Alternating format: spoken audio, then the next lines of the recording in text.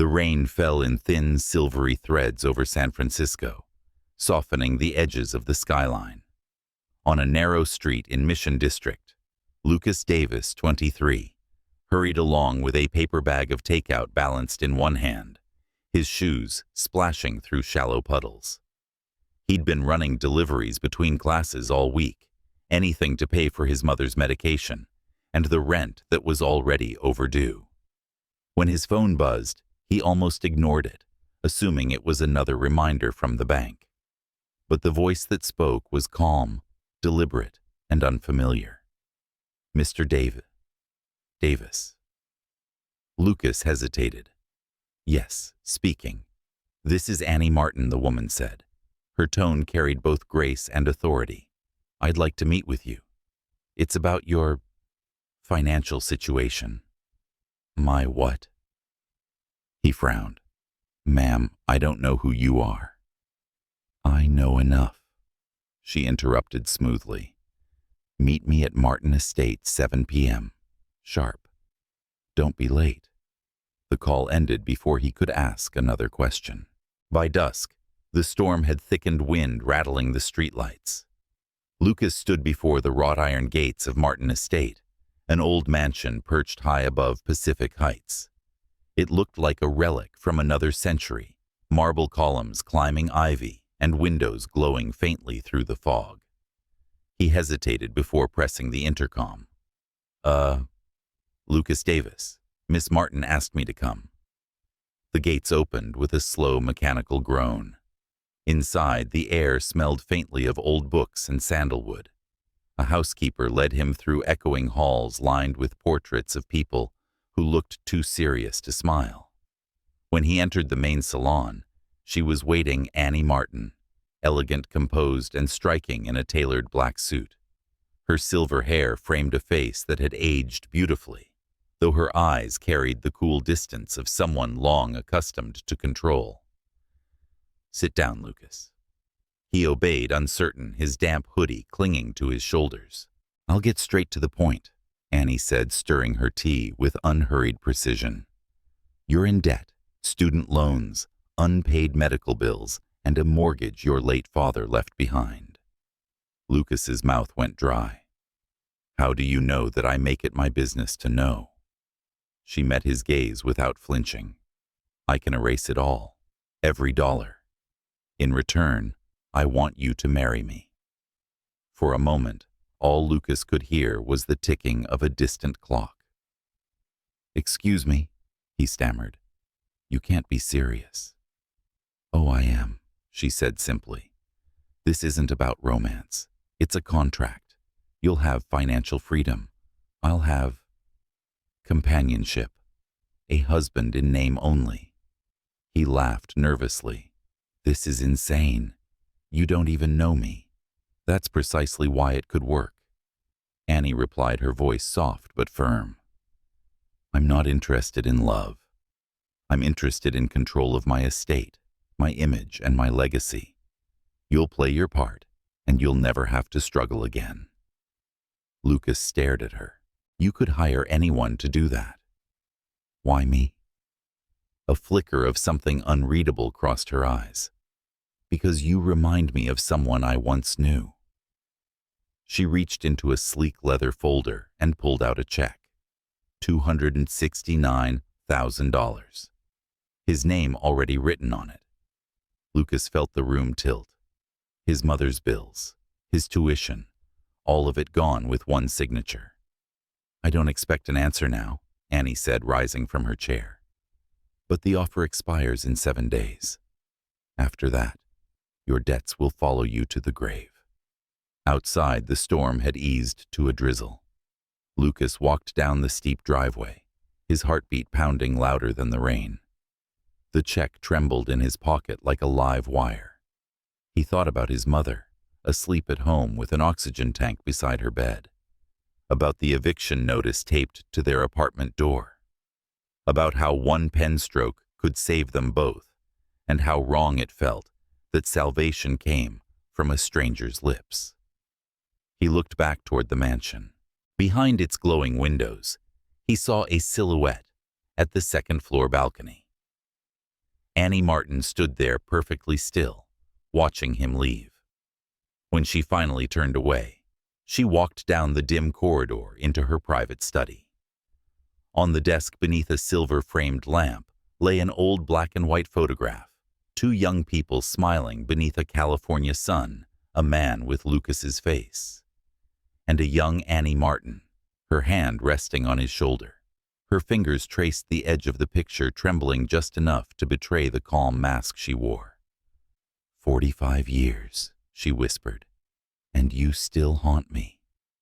The sound of the rain faded into the silence of the house, leaving only the echo of her words and the faintest glimmer of something that might have been regret. Sometimes, life's most unexpected offers aren't written in contracts, but carved in old wounds. Before you judge what people do for love or survival, ask yourself what you might do if the past suddenly knocked at your door. If this story touched something inside you, take a moment to breathe. And remember, every heart, no matter how guarded, still remembers how to feel.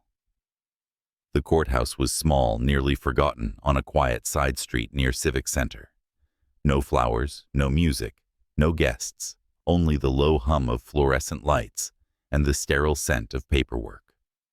Lucas Davis stood stiffly in a borrowed suit that didn't quite fit the fabric pinching at his shoulders. Across from him, Annie Martin wore a long black dress, elegant, severe, and without a hint of sentiment. Her silver hair was pinned perfectly in place, her pearl earrings understated, yet defiant, like punctuation marks on a lifetime of control.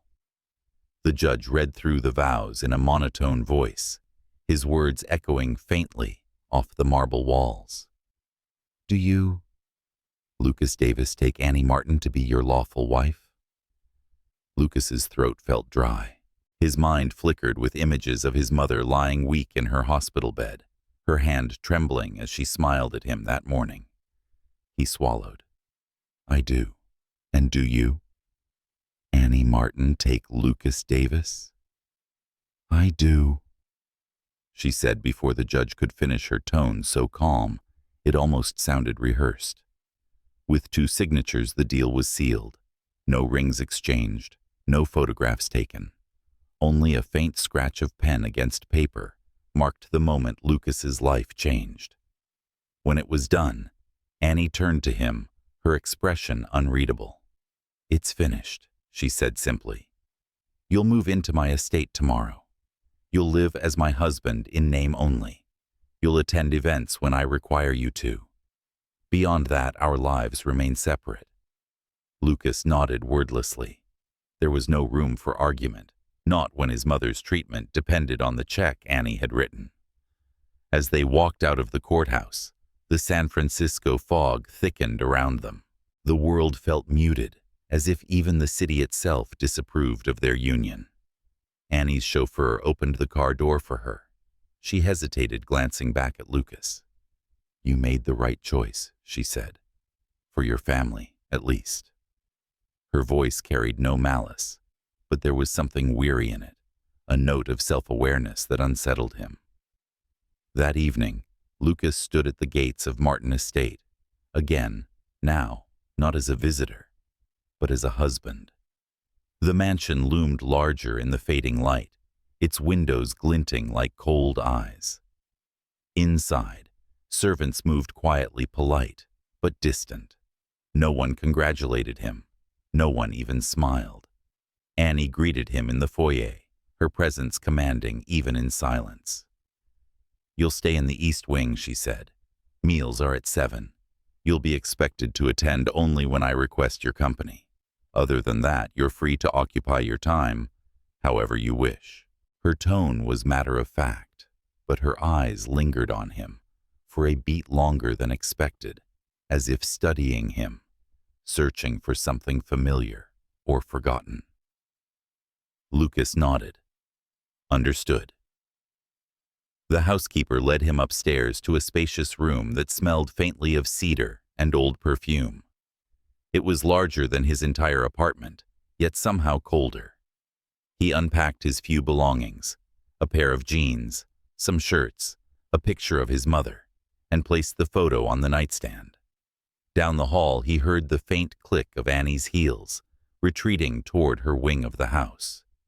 For a long while, only the sound of rain filled the silence. Dinner was brief. The table stretched nearly 20 feet, and they sat at opposite ends, two strangers bound by ink and desperation. The food was exquisite, but Lucas could barely taste it. Annie ate slowly, gracefully, every movement measured. "You should rest," she said after a while. "Tomorrow, we'll discuss the terms of your stipend." "All right," Lucas replied quietly. She looked up, and for a fleeting second something human flickered in her eyes, fatigue, maybe sorrow, before it vanished behind composure. "You don't have to pretend to be comfortable, Lucas. This arrangement isn't meant to be what he asked." Her gaze dropped to her plate. A love story. He didn't know how to respond, so he didn't. That night, Lucas lay awake in the unfamiliar bed, the weight of the day pressing against his chest. Through the thin wall, he could hear the rain tapping softly against the glass. He closed his eyes, trying to imagine his mother's voice, her laughter. Then faintly, he heard something else, a sound that didn't belong to the storm. A quiet sob. It came from the room across the hall, Annie's room. At first he thought he was mistaken, but the sound came again, stifled, restrained, like someone fighting to stay silent. Lucas sat up, unsure whether to knock or walk away. He didn't move. He just listened. The woman who had spoken to him with such poise and distance now cried like someone who had carried too much for too long. And in that moment, the bitterness he'd felt toward her softened into something else. Not sympathy exactly, but recognition. Because beneath the fortune, the marble walls and the strange arrangement binding them, he realized Annie Martin wasn't just powerful. She was alone. And maybe, just maybe, they both were. The Martin estate revealed itself slowly, like a riddle, wrapped in silence. Every hallway looked the same, long stretches of polished oak floors, towering mirrors and portraits, whose painted eyes seemed to follow Lucas wherever he went. Days turned into a strange rhythm. Annie would appear only at dinner, immaculate as ever, speaking briefly about schedules and charity events, before vanishing again into her private wing. The rest of the house was his, or at least it looked that way. But Lucas couldn't shake the feeling that the house watched him. One afternoon, he wandered beyond the east corridor, where the air felt colder. There he noticed a sequence of doors, all locked, their brass handles gleaming faintly in the dim light. He tried one, then another. Nothing. The housekeeper, Miss Harris, appeared suddenly behind him. "Those rooms are off limits, Mr. Davis." "Why?" Lucas asked, startled. "Because Mrs. Martin wishes it so." Her tone carried no malice, only warning. Lucas nodded, pretending to understand, but his curiosity rooted deeper. That evening, he found a narrow staircase, tucked behind a velvet curtain, one that led to the attic. Dust floated through slanted beams of light as he pushed open the creaking door. The air was thick with age and the faint scent of lavender, long gone stale. Old trunks, furniture, and forgotten paintings filled the space. But what drew him in was a wall of framed photographs, dozens of them, in black and white. Smiling couples' parties, newspaper clippings. In the center, one photograph caught his eye. A younger Annie, radiant alive, stood beside a man in a tailored suit. Harold Martin, her late husband. Between them stood another man, laughing, his hand on Harold's shoulder. Richard Davis, his father. Lucas's breath caught. He leaned closer, running his thumb over the glass. The three of them looked inseparable friends, perhaps even business partners. But Annie had never mentioned knowing his father. A floorboard, creaked behind him. "Lucas." Her voice cut through the stillness. He turned sharply. Annie stood in the doorway, a shadow among the dust and light. Her face was unreadable, but her eyes, dark, glimmering, betrayed something between anger and grief. "What are you doing here?" she asked. I was exploring. I didn't mean to intrude, He gestured helplessly toward the wall. "You knew my father." Her gaze hardened. "He was acquainted with my late husband." "Acquainted," Lucas pressed.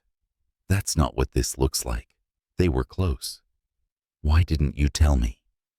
Annie stepped forward, her heels echoing against the wood. "Because," she said softly, "the dead should not be disturbed. Nothing good ever comes from resurrecting ghosts." She turned and left without another word, leaving Lucas staring after her, the silence thick with questions. Over the next few days, whispers began to drift through the halls. When Lucas entered a room, the staff would stop talking, their eyes darting away. One evening he caught two maids speaking near the pantry. "They say she lost everything because of him," one murmured. "His father, Richard Davis. He ruined her husband's company, left her with nothing but debts and grief." "Then why marry his son?" the other whispered back. The first maid shuddered. "Maybe revenge has a long memory." Lucas stepped away before they saw him, his heart hammering. The words stuck to him like thorns, revenge. That night, he couldn't sleep. The storm outside pressed against the windows, and the old house creaked like a restless spirit. Something gnawed at him, a need to know. He lit a small lamp and walked quietly to Annie's study. The door was unlocked, the desk meticulously arranged. Piles of documents sat neatly stacked beside a leather-bound journal. Beneath them, his eyes caught the edge of something unusual, a folded sheet sealed with the Martin crest. He unfolded it carefully. A marriage certificate, his and Annie's. But the date was wrong. 3 weeks earlier than the day they'd stood in the courthouse. The ink was elegant, deliberate. Beneath the printed text was a handwritten note in looping cursive, Annie's handwriting unmistakable. "He will pay through the blood that carries his name." Lucas's hand trembled. The paper slipped from his fingers and fluttered to the carpet like a fallen leaf. The thunder outside cracked like a warning. He stared at the document, the proof that their marriage hadn't been desperation or coincidence. It had been designed. A trap.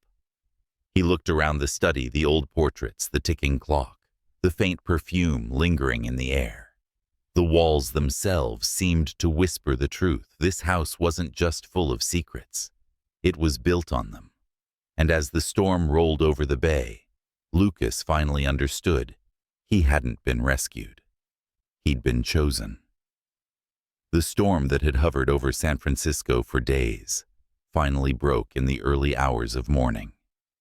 Rain battered against the tall windows of Martin Estate, each drop echoing like a pulse through the vast hollow house.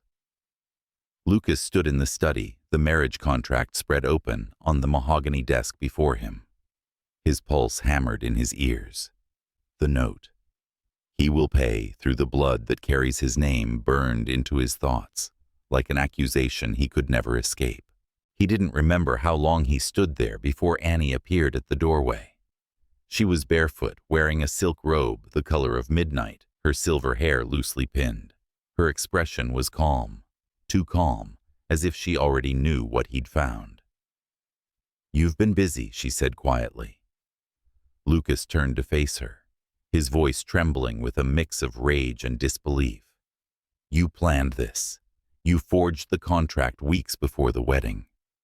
"Why?" Her gaze drifted to the papers on the desk. "Because lies require preparation, Mr. Davis. Something your father never learned." "My father," Lucas stepped closer. "What does my father have to do with any of this?" Annie's lips curved into something that wasn't quite a smile. "Everything." He slammed his hand on the desk. Tell me the truth, Annie. Now. The mask slipped. Her voice, once composed and velvety, cracked open, like a wound that had never healed. Your father destroyed my life. The words hung heavy between them, filling the room with a chill that no fire could warm. Annie's eyes glistened, not with tears, but with something far older bitterness memory, the ache of injustice too long carried. My husband, Harold Martin. She began, her tone distant, almost reciting, built his company from nothing. We were young, foolish enough to believe in people. Your father, Richard Davis, came to us as a friend, an investor. He promised opportunity partnership growth. Her hands clenched into fists. Instead, he drained us dry. He moved money, falsified records, left Harold bankrupt. The night the papers went public, my husband suffered a heart attack. I watched him die in our home, clutching the contract your father made him sign. Lucas felt the room tilt. No, that can't be true. My father, he was a liar, she snapped. A thief and a coward. She stepped forward, eyes sharp and bright with fury. So yes, Lucas, when you walked into my life, I saw his face in yours. I saw the son of the man who ruined everything. You carry his blood, his name, his sins. He took a step back, shaken by the venom in her voice. So this marriage, it was never about companionship. It was revenge. Her silence confirmed it. Annie turned away, staring out the rain-smeared window. I wanted you here under my roof, living the way I did after Harold's death, trapped, dependent, powerless. I wanted you to feel what it's like to lose control of everything that defines you. The thunder rolled above them, deep and raw. Lucas's voice rose trembling. You think punishing me will bring him back. You think this cruelty will heal what happened 45 years ago. She spun around. Don't speak to me about healing, she shouted, and for the first time her composure shattered completely. You weren't there when I buried the man I loved, when the press called us frauds, when my name became a punchline in every boardroom in this city. Her breath came short, her chest heaving. You have no idea what it means to lose everything and still have to stand tall for the world that's laughing at you. Lucas stared at her, the woman who had upended his life, the woman who spoke like she had nothing left to lose. Beneath the sharp edges of her words, he heard something else, the echo of exhaustion, of grief that time had not erased. Annie. His voice softened despite himself. You could have let it go. You could have lived your life, moved on. Her hands trembled as she pressed them against the window pane. I tried. For years I tried. But forgiveness isn't freedom, Lucas. It's just silence, and silence is unbearable when your heart still screams. She turned back toward him. The fury was gone now, replaced by something fragile and human. You remind me of him, she whispered. Not just his face, his kindness, the way he made me believe the world could be good. The words struck Lucas like a confession she hadn't meant to make. In the dim light, he saw the tremor in her hands, the way her shoulders sagged under invisible weight. The formidable Annie Martin, billionaire widow avenger, suddenly looked small, almost breakable. And in that instant, his anger faltered. Beneath the vengeance and cruelty, he saw it not hatred, but loneliness. 45 years of it hardened into armor. For a long while, neither spoke. Only the rain filled the silence between them, steady and unrelenting, like time refusing to stop for either of them. Lucas lowered his gaze. You don't have to live like this anymore. Annie's lips parted as if to reply, but no sound came. She turned away, staring once more into the storm.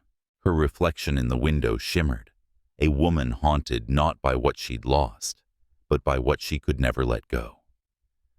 The days after their confrontation passed in uneasy quiet. The mansion, once suffocating with tension, now felt hollow, like it was holding its breath. Annie barely left her room, and Lucas kept to the library, trying to study, trying to forget. But anger was a poor disguise for the ache that lingered between them. It happened on a Sunday morning. Lucas had gone into the garden, the air sharp with the scent of wet magnolia. From inside the house came the sudden crash of something breaking, followed by the dull thud of a body hitting the floor. He ran. Annie was sprawled beside her desk, one hand still clutching a glass, the other trembling weakly. Her face had gone pale, her breathing ragged. For the first time since he'd met her, she looked small. Annie, Lucas shouted, kneeling beside her. "Stay with me." Her lips moved faintly, but no words came, only her eyes, wide, confused, searching for something far away. By the time the ambulance arrived, she had gone still. The sterile hum of the hospital replaced the sound of rain. Machines blinked and beeped in quiet rhythm beside her bed. Lucas sat in the corner, elbows on his knees, his mind a blur of regret. He'd come out of obligation at first, a husband by contract, nothing more. But now, watching her lie motionless beneath the thin white sheets, he couldn't deny the ache tightening his chest. The doctor, a kind man with tired eyes, approached him. "She's stable, Mr. Davis. It was a mild stroke, but her heart is weak. She'll need rest. And someone to make sure she doesn't try to run her empire from that bed." Lucas nodded silently. "I'll stay." And he did. He fed her soup when she couldn't lift her hands. He read aloud from the old novels she kept in her study. Sometimes when the nurses were gone, he'd just sit beside her, tracing the faint lines on her wrist, reminders that even the strongest people eventually break. It was on the third night that he heard her murmur in her sleep, "Richard, don't go." The name froze him. At first he thought he'd misheard, but she said it again, voice trembling like a girl's. "Please, Richard, don't leave me for them." Lucas's breath caught. His father's name. He leaned forward. "Annie, what did he do to you?" But she didn't answer. She drifted deeper into dreams, where time still betrayed her. Back at the mansion, Lucas searched through the archives of her office, the same room where they had once screamed at each other. Dust clung to every surface. Behind the desk, in a locked drawer, he found a box of old letters, tied with a faded ribbon. The first was written in his father's hand.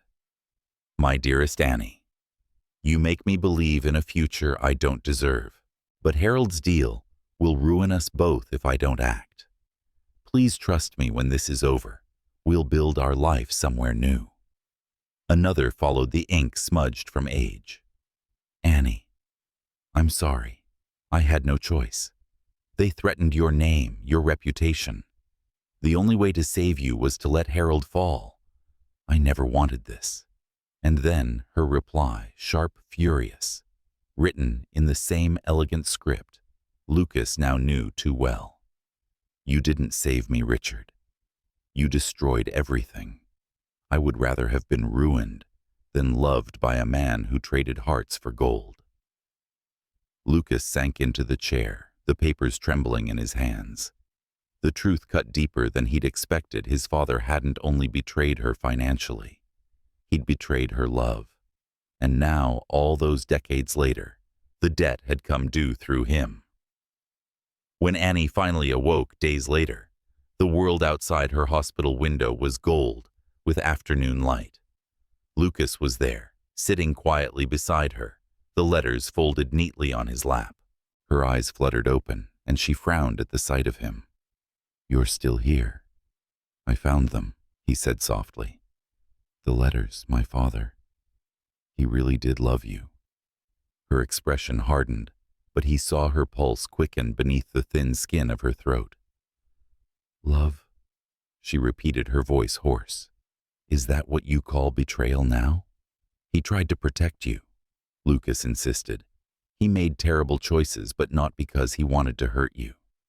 I think Enough. Her voice cracked like glass. She turned her face away, the movement slow, deliberate. I don't need your sympathy, Lucas, and I certainly don't need your father's ghost, explained to me. I'm not pitying you, he said quietly.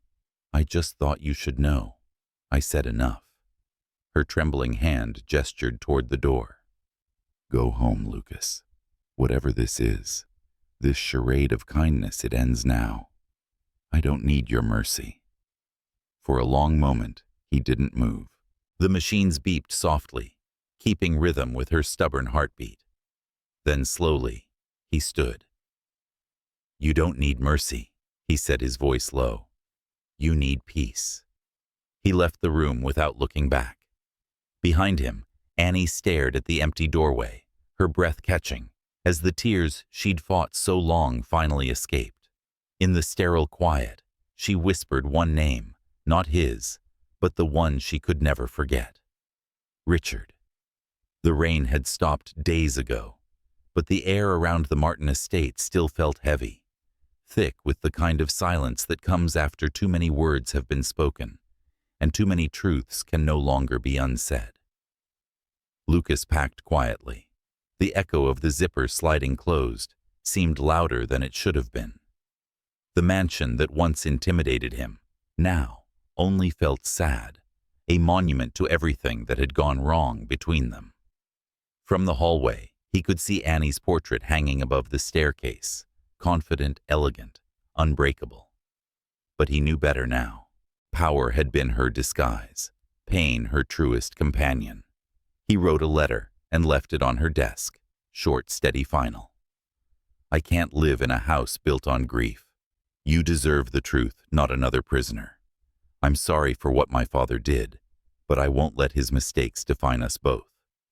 Then he slipped the envelope with her business records into a larger one, addressed to the San Francisco Police Department.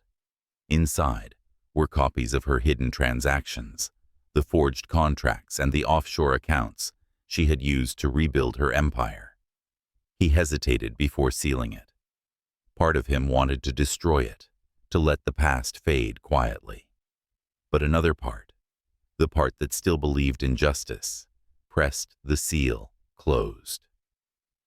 2 days later, he was gone. Annie watched from the upper window as his car disappeared down the long drive.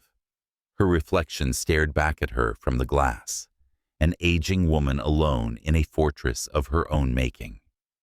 When the police arrived that afternoon, she didn't resist. The officers were respectful, almost gentle, as if they understood that this was less an arrest than an ending. As they read her rights, she simply smiled, a thin, bitter curve of lips that never reached her eyes.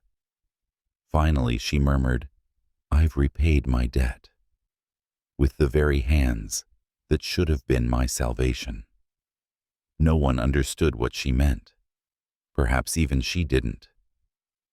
The courtroom smelled faintly of wood polish and old air, like history, repeating itself. Lucas sat at the back, his hands clenched together, his chest tight. He hadn't planned to come, but something inside him couldn't stay away. Annie entered in handcuffs, though her posture remained regal. Her lawyer walked beside her, but she didn't glance at him. She looked straight ahead, calm as the sea before a storm. When the judge called her to the stand, she rose slowly, leaning slightly on the railing. Mrs. Martin, the judge said, you're charged with fraud, embezzlement, and financial conspiracy. Do you wish to make a statement before sentencing? The room fell silent. Annie looked toward Lucas. For a moment the mask cracked. He saw not the cold avenger, but the woman who once wept in the dark. Yes, she said, her voice steady but soft. I do. She turned toward the court. I've lived my life carrying someone else's shadow. A man named Richard Davis, But before I go, I'd like to correct a lie I allowed to live too long." A murmur rippled through the room. Annie continued her gaze, never leaving Lucas. "Lucas Davis is not Richard's son." The words struck the air like thunder. The prosecutor frowned. "Mrs. Martin, are you saying I'm saying that I knew his mother?" Annie said. "Before all of this, before the money, before the betrayal. She was my friend, the only person who stood by me when the world turned its back. She came to me for help when she was pregnant, alone and frightened.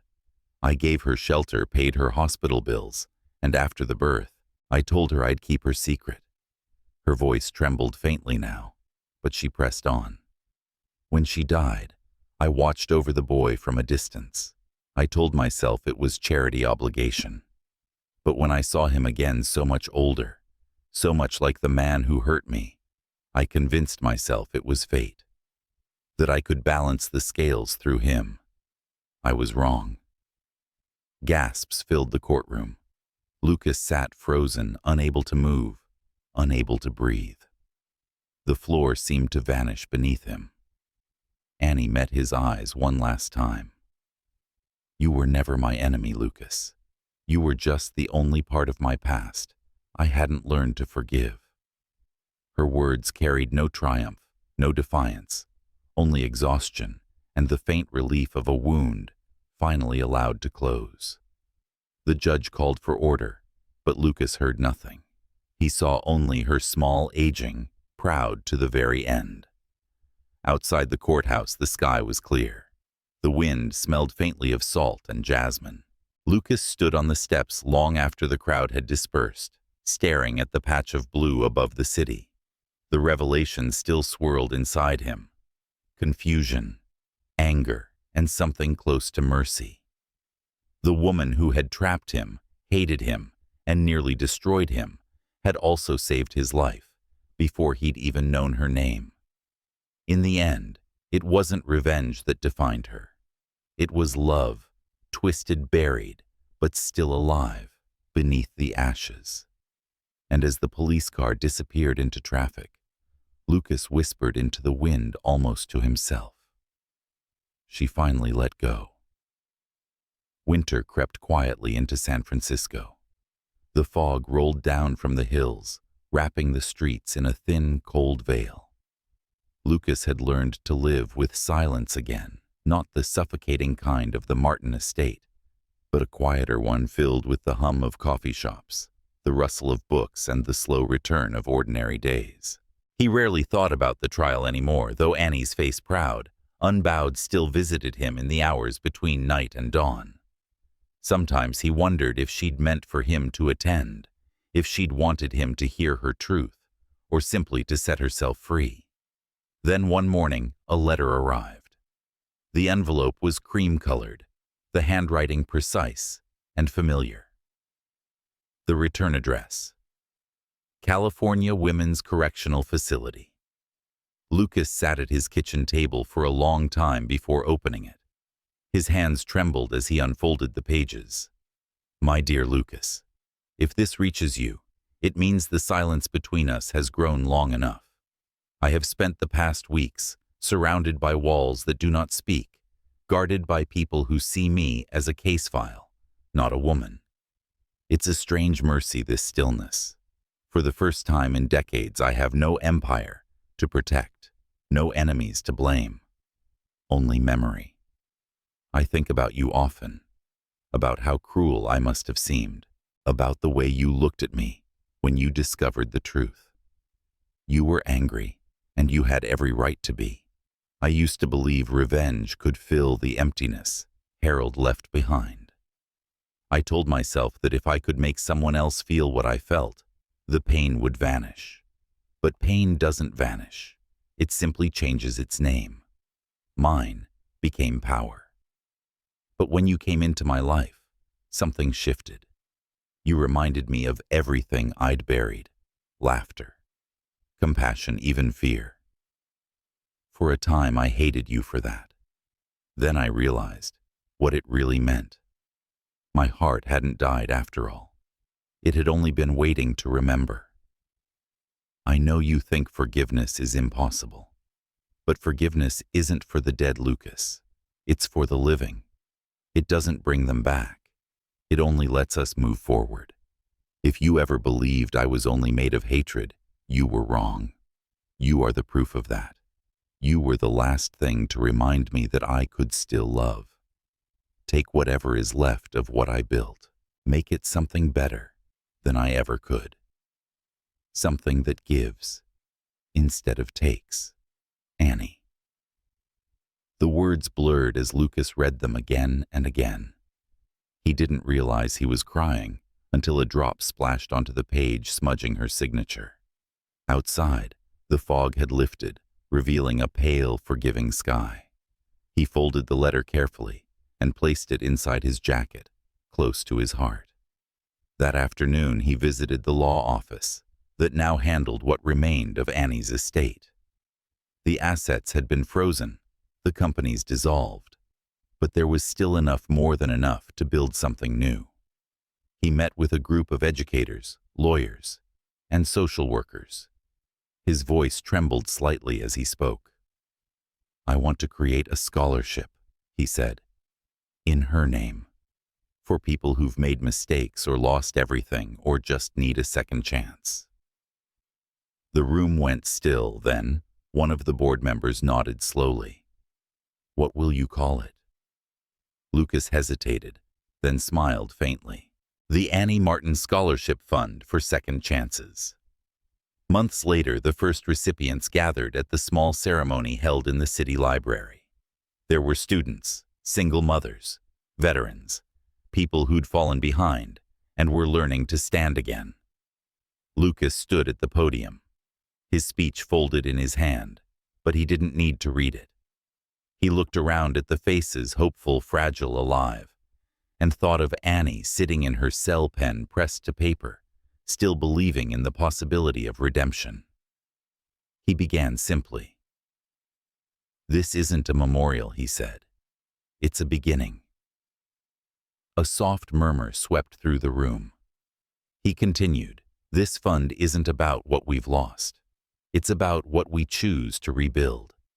It's about remembering that forgiveness, even when it feels impossible, can still shape the world around us. When the ceremony ended, he stepped outside.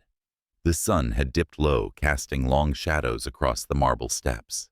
The wind from the bay carried a faint scent of salt and rain, the same scent that lingered in the gardens of the Martin estate. He reached into his coat pocket, touching the folded letter once more.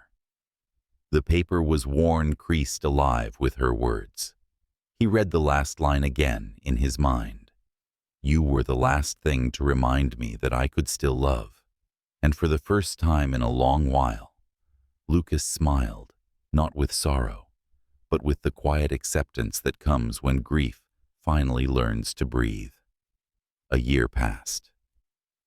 The city had softened again, beneath the touch of spring cherry trees lining the boulevard. Outside the San Francisco Public Library, sunlight spilling across marble steps, where people gathered for the inaugural ceremony of the Annie Martin Scholarship for Second Chances. Inside, the auditorium hummed with quiet anticipation. Rows of students, educators, and community members filled the seats, many holding small white envelopes embossed with Annie's initials. At the front of the stage, a large framed photograph rested on an easel. Annie Martin smiling faintly, her silver hair haloed by soft studio light. Lucas stood behind the podium, his fingers brushing the edge of the microphone. The murmurs faded as he began to speak. His voice was calm, but beneath it trembled something raw and real. When I first met Annie Martin, he said, I didn't understand her. I thought she was cold, distant, someone who wanted to own people, not care for them. But time has a way of revealing what anger hides. She wasn't unkind. She was tired. Tired of losing, tired of fighting ghosts no one else could see. A few heads nodded quietly in the audience. She used to tell me, Lucas continued, control is safer than hope. And for a long time, I believed her. But in the end, she proved herself wrong. Because hope was all she had left. The hope that someone someday would understand her story and not see a monster, but a woman who simply hurt too deeply. He paused, glancing toward her photograph. Annie taught me something I'll never forget. There are people who pass through our lives, not to stay, not even to love, but to remind us what love truly means. A hush fell over the room. The light streaming through the tall windows shifted, scattering golden dust through the air. For a moment, it almost felt as if she were there, watching, listening, smiling. When the speeches ended, the first group of scholarship recipients was called to the stage. Young faces bright with new beginnings filled the front row. Lucas shook each hand, his eyes shining with quiet pride. After the ceremony, he lingered alone for a while, standing before her photograph. The afternoon sun dipped lower, turning the white curtains behind the frame translucent. A gentle breeze swept through the open door, stirring the fabric. The curtain lifted, then fell softly again, like a sigh, like a whisper. He smiled. "Goodbye, Annie." But the word goodbye didn't quite fit. It felt too final for something that had changed him so deeply. Outside, the late day light bathed the city in warm gold. Lucas stepped onto the street, slipping his hands into his coat pockets. The folded letter she'd written, creased from being read too often, still rested there. As he walked, her voice returned to him, soft and steady, echoing through memory, as clearly as if she were beside him. Lucas, sometimes love doesn't arrive at the right time, but it always finds the right person. He closed his eyes, letting the words settle. They no longer hurt. They felt like peace. Ahead, the wind caught the edges of banners bearing her name, for second chances fluttering in the light, like doves taking flight. Lucas smiled, the faintest shimmer of tears still in his eyes. Annie's story, their story, had begun in bitterness, but it ended in grace. She had left him with something greater than forgiveness. She had left him the courage to begin again. As the camera of memory might linger, we see him walking toward the setting sun, each step slower, steadier, lighter. The past no longer chasing him, only following like a shadow of gratitude. The scene fades to the soft hum of a piano, and Annie's voice returns one last time. Older, wiser, full of warmth. Love doesn't always look like roses, Lucas. Sometimes it looks like mercy. The wind rises, brushing against the microphone, carrying her words into the open sky.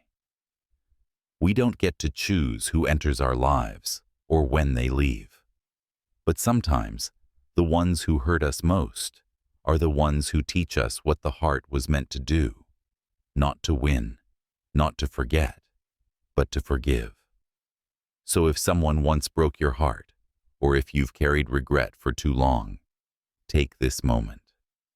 Let it go. Call someone you miss. Write the letter you never sent. Tell them that love, even when late, still matters.